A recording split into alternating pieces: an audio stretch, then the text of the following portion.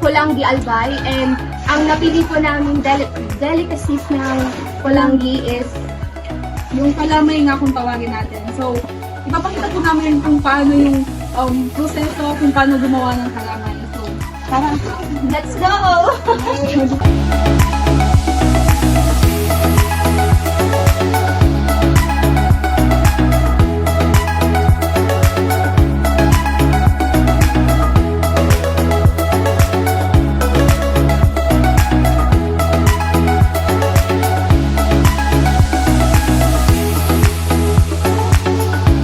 So, hi guys!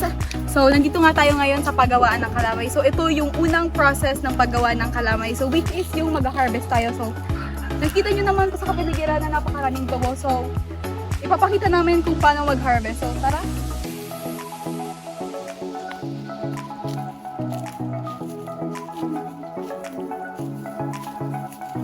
Ito pong tubo na to ay pwede ng harvest. Pwede ito na po natin.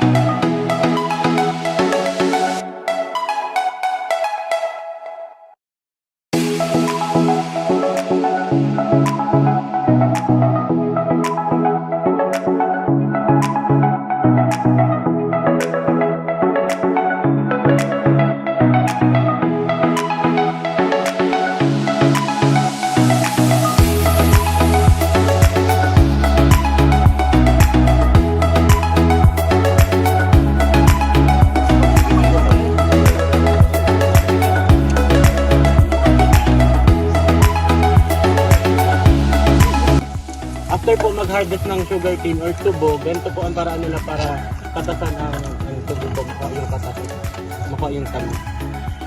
Yes, so, Opo.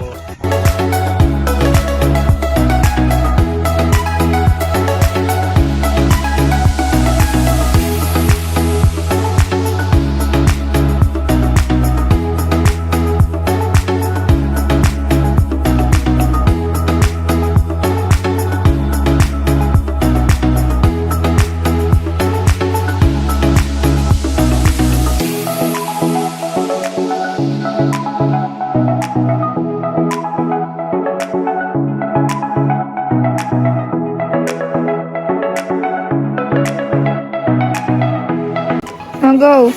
So, bakit po siya pinagsasaling-saling sa tatlong araw? Pay format ng bago kasi pay isang pasal kailangan na makontin pay isang pasal na nagagawa Ako. pay isang pasal na pag magalit na isang pasal So, ito po na parang sebo-sebo, tinatanggal po ito.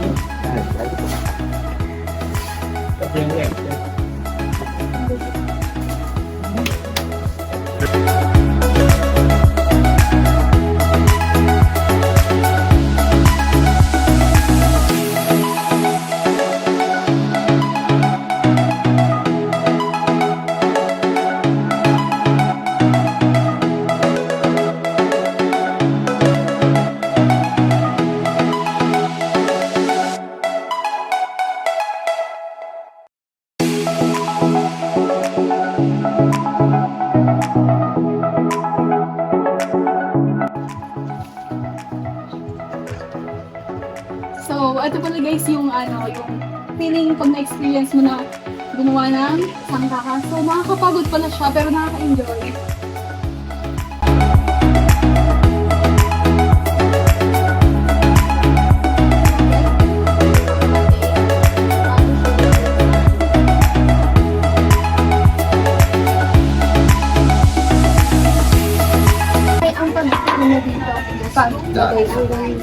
Ano? Pwede na po siya lagyan? Sige na. Wow, pwede ka rin. So hi guys, ito po yung ginagawa ni Kuya and isasali na po siya sa above or sa bao and papatigasin po siya dyan and parang ihuhurma na po. So hi guys, so ito yung tinatawag nating tilos or pagsimot. So ito yung antay ko kasi makakatikim ako ng sobrang gawa.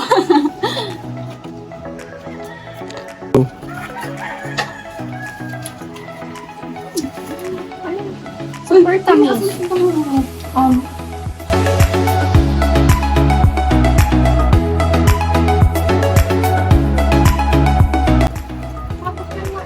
Tita, sa isang salang po, ilang estimated na nagagawa po? Hindi kasi pag ganun nalalagyan, anim Na container. na container, nasa ano siya, nasa 16 na sakod. Ano ito? 32. 32.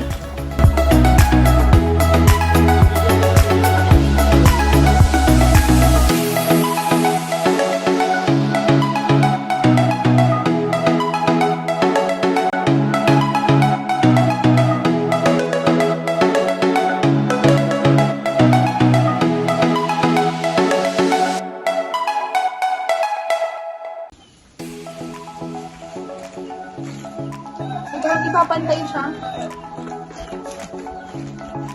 Tapos parang i-twist siya dito sa may gilid. Dito. So that is... So, mahirap pala siya.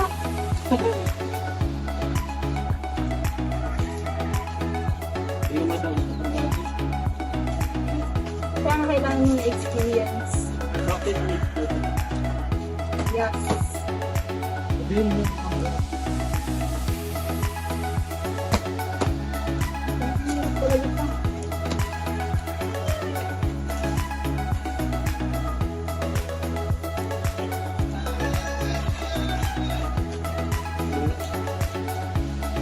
So, ito guys yung nabalot ko. So, sabi ni ate is, ang tagal niya daw pre-practice bago mag-perfect. So, ito yung akin, which is, isang try lang. And as you can see naman guys, hindi niya po na perfect ang pagbalot ng kalamay. Salamat. Kalamay. Lamit yun.